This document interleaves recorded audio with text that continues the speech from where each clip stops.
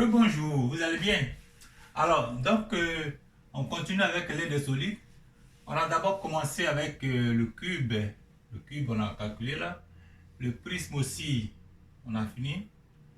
Le cylindre, là, on a fini aussi. Est-ce qu'on voit tout dans la caméra? On va voir ensemble si on voit tout. Le cylindre, on l'a fini aussi. Voilà, le cylindre est là. Le cylindre est là. Il ressemble pour calculer l'air total du cylindre, c'est pratiquement la même méthode, même formule déjà, même formule là, 2R de base plus A latéral plus R latéral. Et là donc on a calculé comme ça pour une hauteur de 10 mètres et puis le rayon le diamètre de 6 mètres. On a donc calculé, on a utilisé la formule là, c'est la circonférence de base qui est égale à pi fois d. Et donc on a trouvé l'air total égal à 244,92 mètres carrés. Ok, ça on a déjà vu ça. Alors donc, finalement on va voir maintenant l'air, comment on calcule l'air total d'une pyramide. C'est juste ça, on était arrêté et puis bon voilà. Donc c'est ce qu'on va voir maintenant. Alors sur cette figure, nous avons une pyramide là, une pyramide à 4 faces, une face, deux faces opposées là-bas, troisième et puis quatrième face ici, ok. Et la base qui est ici dessinée donc en perspective cavalière là, ça ressemble pas à un carré, mais on suppose que c'est un carré parce que voilà, c'est un carré. Côté là est égal à ce côté là. Et une des particularités des pyramides est que sur la face, la longueur le segment qui quitte au sommet d'une face et qui est donc perpendiculaire, c'est-à-dire qui coupe le côté de la base en un angle droit, vous voyez l'angle droit à 90 degrés. Alors, ce segment-là s'appelle l'apotème de la pyramide. Ok? Ça, ce n'est pas la hauteur de la pyramide, on peut dire que c'est la hauteur de chaque face triangulaire là. Ok? Mais dans le cas d'une pyramide, ça s'appelle l'apotème. Alors, voici la formule pour calculer l'aire totale de la pyramide, qui est donc R latéral plus l'aire de base. Si on suppose que la base est un carré, donc l'aire d'une base, ça fait côté au carré, côté à la 2, C carré. Et l'aire latérale, c'est périmètre de base fois l'apotème divisé par 2.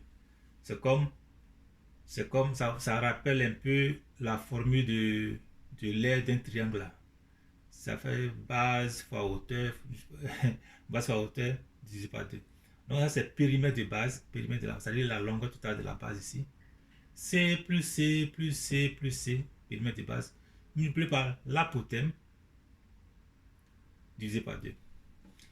Et une autre formule, une autre façon de calculer l'aire totale, on pourrait faire un développement de la pyramide, c'est-à-dire qu'on sépare, c'est comme une boîte là, on sépare et puis on obtient alors 4 triangles isométriques et puis un carré au milieu.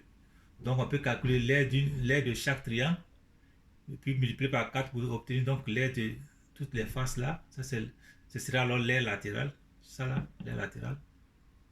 Ok? Et puis maintenant calculer l'aire du carré pour puis additionner le tout pour trouver la même chose là. Ok?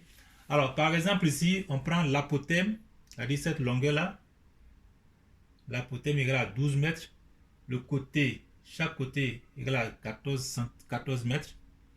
Et donc l'aire de base, ça fait côté à la 2, ça fait 14 au carré, ça fait 196. Et le périmètre de base, c'est 4 fois le côté, 4 fois 14, ça fait 56 mètres. Et donc l'aire latérale, ce sera alors périmètre de base multiplié par l'apotème divisé par 2. Donc périmètre de base 56 multiplié par l'apotème 12 divisé par 2. Ça nous donne 336 mètres carrés. Et donc finalement, selon la formule là, l'aire totale égale à l'aire latérale plus l'aire de base, ça fait 336 plus 196. Ça fait 532 mètres carrés. Ok? Alors donc on a fait le tour d'horizon de ce qu'on voulait calculer. Aujourd'hui, on a fini avec l'aire de la pyramide. Avant ça, c'était l'air de, de cylindre. Pour le cylindre aussi, on pouvait faire un développement. C'est-à-dire, on ouvre ça. Et puis, ça va nous donner donc un rectangle au milieu. Et puis, deux bases circulaires. On pourrait calculer comme ça aussi. Et puis, trouver la même chose là. OK?